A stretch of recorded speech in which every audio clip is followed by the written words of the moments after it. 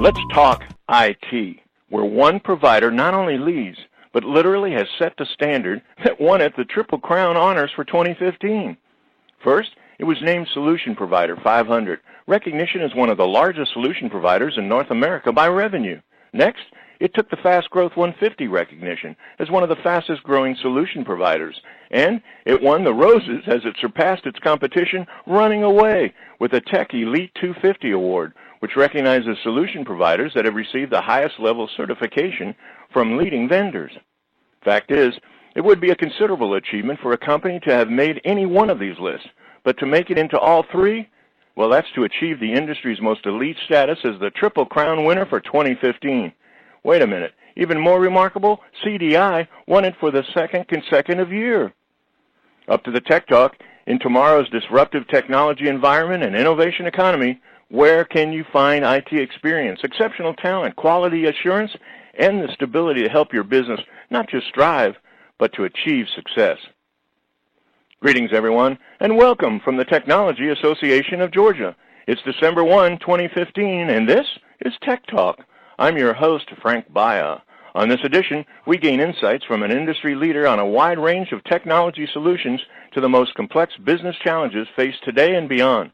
Up to the Tech Talk, Computer Design and Integration, CDI, Vice President Paul Goldy, an accomplished IT consultant who specializes in high-performance network infrastructure. Paul's career began in '82 with a small startup of 10 employees that eventually grew into a traded publicly global software provider with over 3,000 employees. As Vice President of CDI, Managed Services Southeast, Paul leads a consulting team who specializes in the delivery of cloud hosting solutions, managed services, and IT consulting engagement. And it's across a wide range of organizations and verticals, including banking, insurance, and healthcare.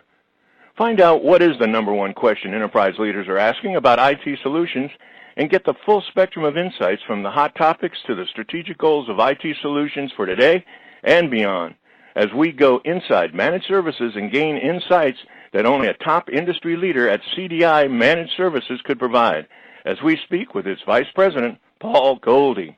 This edition of Tech Talk is brought to you by GlobalSpeak.com, new media consultants, corporate video and audio communications, video and audio production and distribution, live and virtual event production. Tag TV and Tag Radio is a service of GlobalSpeak.com, creatively delivering powerful marketing, video, and audio solutions. Paul, welcome to Tech Talk. Hey, Frank. Thanks for having me.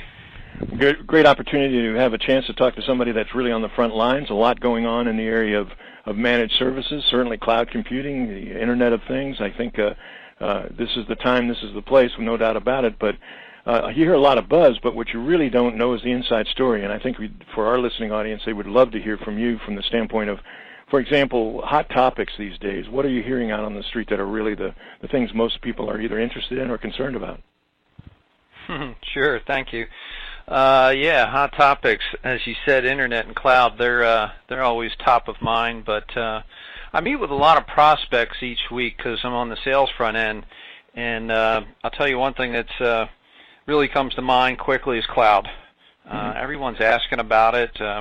How can I get there? What are the pros and cons? How do I find the right consultant to get there? What are the risks? And that's how CDI helps consult and guide in that area. Talk a little bit more about that. Maybe go into some specifics, because I think a lot of our audience is dealing with some of the same challenges. I'm guessing, without question, one of the things is if you get through with the understanding and the trust and the security issues and the fact that you can deal, I mean, for example, one of the great parts from my perspective is you don't have to deal with huge investments in a lot of equipment and technology, and you don't have to worry about legacy systems in terms of keeping up with that. I guess that's part of the plus, isn't it? And maybe go into some of that. And then also the issue of managed services as it relates to being able to kind of focus on your core, while so much of what they traditionally would have to do from a first-generation entrepreneur all the way through to a startup to an enterprise would have to worry about so many different aspects. The relationship with an organization like yours happens to streamline it. So maybe talk a little bit about the effectiveness in terms of efficiency and go into a little bit about security as it relates to the cloud. Yeah, there's so many aspects of it there, Frank. When I think back probably 4 or 5 years ago, cloud offerings were beginning to stabilize. cloud really in its essence has been around for years and years and years, but it's really started to stabilize just 4, 5, 6 years ago. And then since then, the variety of offerings and acceptance rate has skyrocketed. That's huge. The inquiries to CDI they used to be every now and then, and now it's every day about different aspects of cloud. So we decided early on that we would embrace the cloud and become cloud consultants. So when we talk to a customer, they're coming from so many different directions, like how can I save money, or how can I get rid of legacy equipment? What does it do to my licensing model? Will I be compliant? And there's no silver bullet. What you really have to look at is where those workloads are going to be, and then we start pulling apart the pieces, because oftentimes we find that just one component of IT computing can go to cloud very easily, securely. It can stand on its own. Email messaging, for example. The adoption rate for email going to cloud is much higher than it was just a few years ago. Before, it was a casual thing that people were doing, Gmail and Yahoo Mail, but not business email. Now the adoption rate is incredible. But you still have those questions about, is it compliant? Can I use hosted email at my medical center? Will it be acceptable in my law firm? And oftentimes CDI or consultants like us don't have that answer, but we can help guide you through the minefield of what are your compliance policies? Do you have contractual agreements with your customers, for example, that say, hey, my data will never leave your 4 walls? So it's not always the technology challenge. You have to look into compliance and agreements, workflow, and workflow can play into it too. One of the things we've heard, one of the great parts about Tech Talk is we not only speak to every vertical, we speak horizontally to all of the different whether it's internet security, fintech, health IT, customer management systems and all that kind of thing. No matter what, you hear sometimes it's the same thing, only different. And where I'm headed is that the cloud's capability, isn't it a case where you might as well get a grip on it because you have to invest in the inevitable? How can anyone remain competitive when you're faced with so many other benefits and the efficiencies of dealing with the cloud? How to be competitive? Well, how can you not want to adopt or embrace, even though it's new? We hear so much about the latest, greatest, and if you're an entrepreneur or a business person, you get a little concerned because everything is disruptive.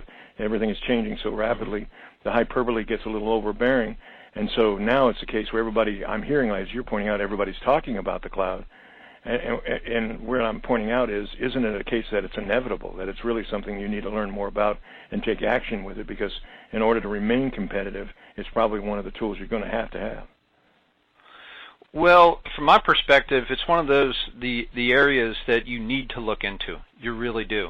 Whether you have a policy or a budget or something that might be preventing you from going there today, but you really need to look into it into the future, because there are so many different options, right? It's like I said before, the industry has matured, and there's such a variety of options out there that when you think of messaging or when you think of file sharing, you need to explore what's there for a couple reasons, offense and defense. Let's say you're thinking about file sharing. Do I need to do that? Will my data leave my 4 walls? But guess what? I bet you there's employees that are actually doing it today behind your back from their workstations. So you need to investigate what the capabilities are, and then when you do have that next merger acquisition or something like that, or a compliance or regulatory rule comes along that says you need to adopt or move, you've got that information. So I would at least explore it today and work with the right consultants to vet out the different pros and cons and risks of going there. Just the one I mentioned, file sharing, for example, there's so many offerings out there to share files and collaborate via cloud today. What workloads do belong there? Are they secure? How is it going to disrupt my workflow with my employees today, or how will it enhance it? And then, do I need to keep this data on these servers and the blinky lights down the hall in the closet?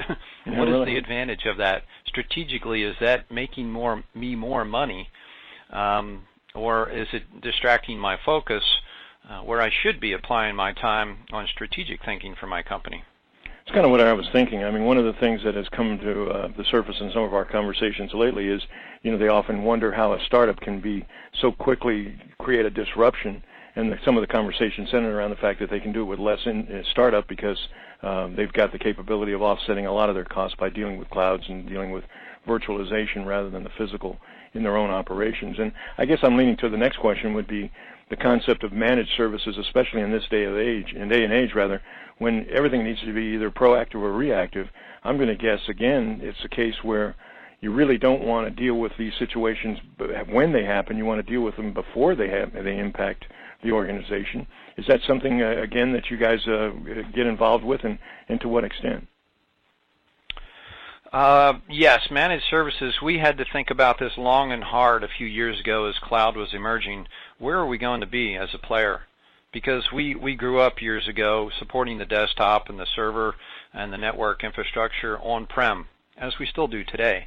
But how is that going to play out in the future as these workloads move to cloud? Where are we going to be as a managed service provider? Where's the fit?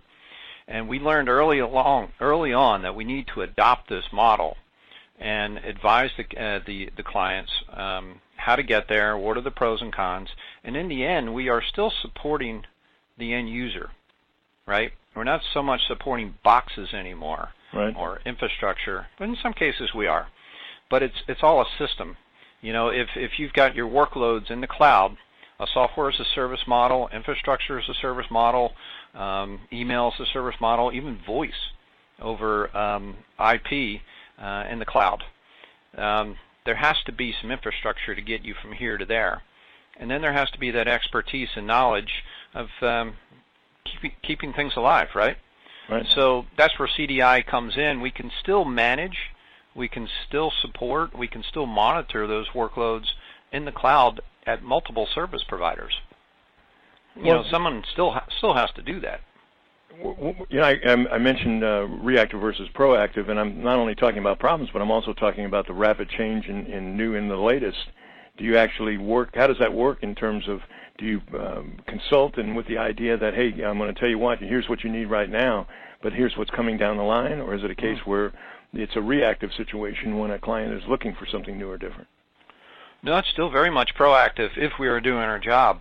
If you think about a company that might have moved their workloads to AWS, Amazon Web Services, or Azure, they still have storage.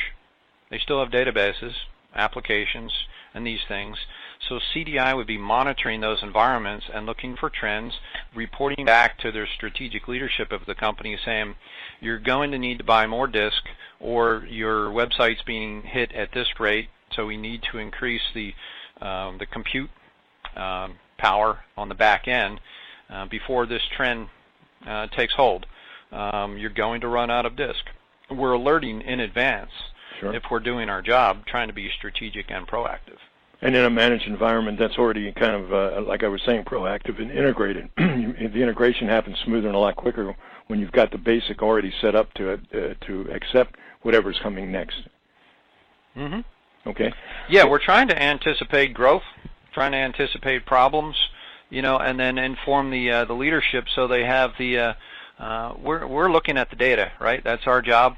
And then present information to our customers' leadership team so that they can make informed decisions. Well, I guess one of the next question would be that you certainly don't operate in a vacuum. There's a lot of people that are interested in the services, but also a lot of competitors that are out there that are constantly, as I mentioned earlier, kind of maybe in some cases confusing the issue by hyperbole, but some of them kind of deliver a similar product, a similar service. What differentiates you guys? I mean, what would, if I were kind of cold calling and saying, okay, I'm interested, can you, I don't want to put you on the spot, but what sets you apart from your competition? Well, we like that hedgehog concept, in that book, Good to Great. We do one thing and we do it very, very well. We are excellent at infrastructure and IT consulting. We are very strong with about, out of the 250 or so employees at CDI, at least 200 of them are certified engineers. There's a lot of us, and we do our job quite well. We focus on that infrastructure quite well. So we don't try to be all things to everybody. And that's where we think a lot of the other service providers kind of get lost, trying to provide so many different services like application development and more all under one umbrella. And we like to specialize in one area and then partner with others as need be. And then the other area would be really our portfolio of customers, probably 700 and some existing customers today, some very, very small, 5, 10 users, and some very large Fortune 100 household name companies. So we've got the experience. We've probably seen it or done it, and we can bring that to the table to our customer base. I think that a lot of our listeners would be curious in terms of defining what you're describing in actual practice. If you don't feel uncomfortable, let's go into maybe some recent situations that you guys have encountered.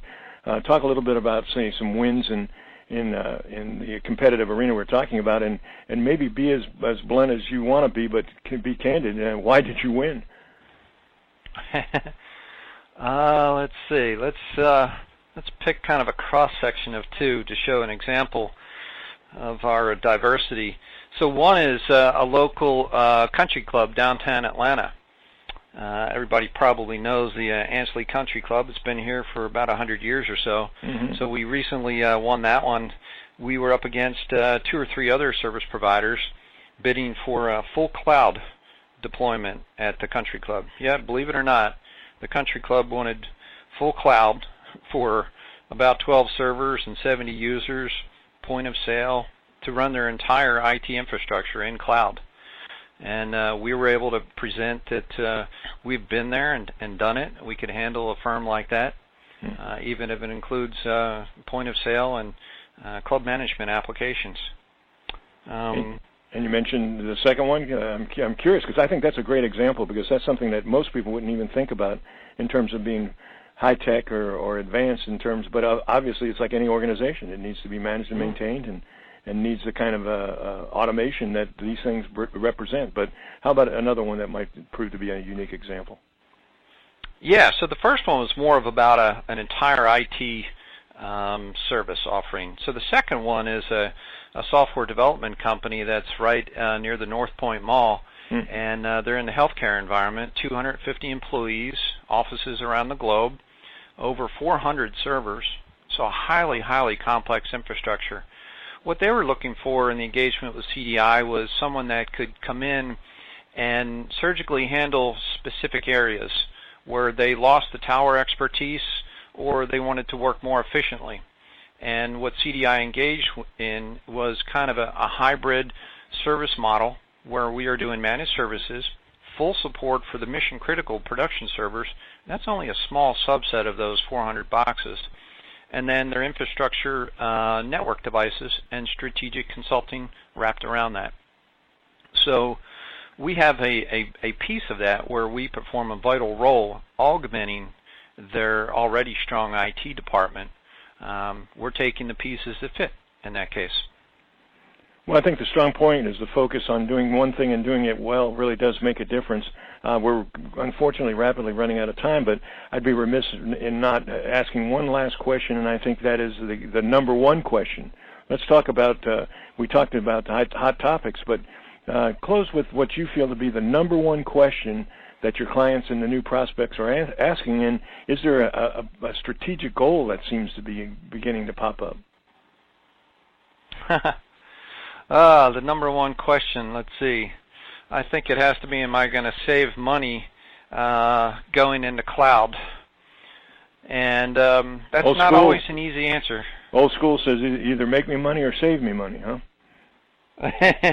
Yeah, and there's a lot of hype out there about move these workloads to cloud and you'll save money. And that's not always the case. So CDI likes to talk frank about let's analyze it with you and show you. Sometimes there is a savings, but we have to, what I do is I help the customer analyze, and I do a TCO to look at doing a tech refresh the way you used to do it versus this way, and maybe a hybrid to see the best fit. Not always do they save money, but they're able to move workloads, or they're able to adjust budget from a CapEx to an OpEx. And that's usually, and the other is quite eye-opening, because what I can do is I can really break it down to be an a la carte. This is your spend on IT now, and this is where it's going to be in the future, and here's going to be your flexibility and your strategic goals. And oftentimes it's an eye-opener of where they are today and where they could be that they didn't think about.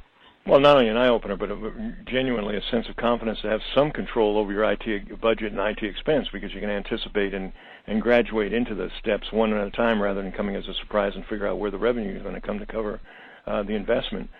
Is there a common strategic goal? Do you hear, one of the things we say on Tech Talk often enough is that everything's the same, only different. Is there something out there that's saying, I have this particular goal in mind? And do you hear it often enough to say it's a common situation among a lot of companies? Probably two come to mind: flexibility and security. With all that we're hearing today in the news about these breaches, customers are always asking, "Am I secure? And am I going to be secure?" And then we can help with that. And the other is flexibility, because things change. Signing 3-5 year contracts doesn't happen very often anymore. Think about your telephone company. They're making you promises, and here's going to be the rate for long distance for a 3-year term. Well, things are changing 10 or 12 months now, cycles. So the companies want to be flexible, either because of their workloads or budget. They want to be able to get out. They want to be able to expand or grow in short periods, so they want to be very flexible with their IT. They don't want to be locked into a bunch of boxes down the hall necessarily. Well, Paul, great insights, great tips. I think there's a couple of questions you didn't answer, and I'm guessing that that's going to be up to the individual listening to give you a call and have you come out and give them those answers as part of a opportunity to provide some solutions for them. But thank you so much for taking time out of what I know is a really busy schedule and for joining us for a few minutes today on Tech Talk. Well, thank you, Frank. Thank you very much for the opportunity, and look forward to maybe speaking again sometime in the future.